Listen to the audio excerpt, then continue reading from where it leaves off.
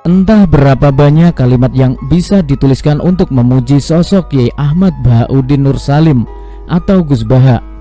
Beliau hadir seperti menantang intelektualisme modern yang mempersyaratkan gelar akademis di depan atau di belakang nama pribadi.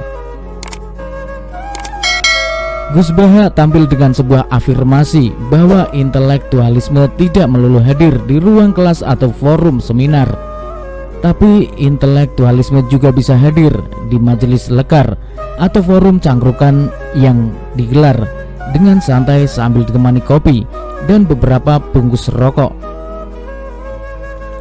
Gus Baha merupakan figur santri yang pernah dideskripsikan secara ideal oleh Kiai Ahmad Bakso di berbagai tulisan, bahwa intelektualitas dan intelektualisme dunia pesantren, sebagaimana ditegaskan Kiai Bakso, bukan dengan mengikuti alur nalar berpikir barat yang liberal.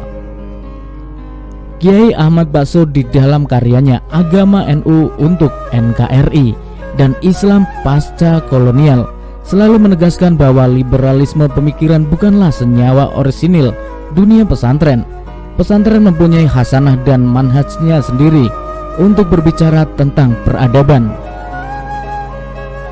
Bagi yang belum melihat tayangan pengajian Gus Baha, narasi yang diverbalkan oleh Kiai Ahmad Bakso itu seperti mengawang-awang.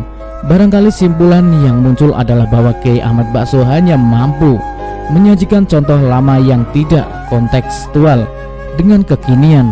Namun bagi yang pernah atau sering mengikuti kajian Gus Baha, maka narasi Kiai Ahmad Bakso tersebut memang benar adanya.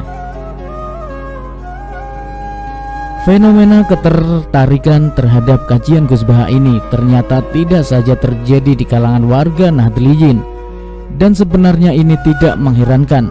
Kehadiran Gus Baha seperti menjawab warga NU yang tengah dilanda kegalauan akibat meninggalnya para ulama sepuh.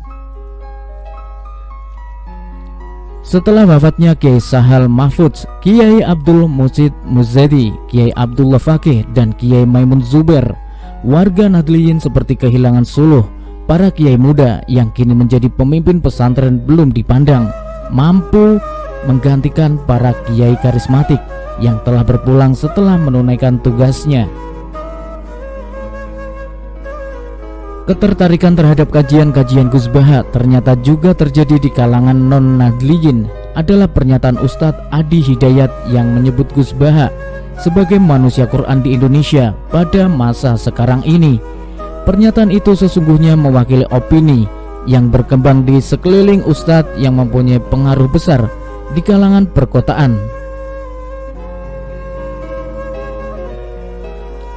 Ketertarikan warga bukan Nahdliyin terhadap Gus Baha didasarkan kepada metodologi yang digunakan oleh Gus Baha di dalam menjelaskan ayat-ayat Al-Quran yang tidak melepaskan diri dari paradigma fikih yang dikuasainya. Bagi mereka yang tidak akrab dengan tradisi keilmuan NU, cara penyajian Gus Baha tersebut terbilang langka, karena selama ini mereka hanya menerima penjelasan ayat-ayat Al-Quran yang bersifat letterlit dan bahkan terkadang disisipi oleh lataif, siasah, motif-motif politik yang tersembunyi. Gus Baha melalui topik-topik yang diangkatnya seperti telah membaca apa yang sebenarnya dibutuhkan publik di luar pesantren. Beliau seperti tidak ingin memaksakan cara pandangan di dalam memahami masalah kepada audiens yang mendengarkan. Itu bisa dicermati dari bagaimana beliau mencoba menyederhanakan deskripsi fikih yang rumit itu ke dalam bahasa yang mudah, melalui perumpamaan yang mudah dimengerti siapa saja.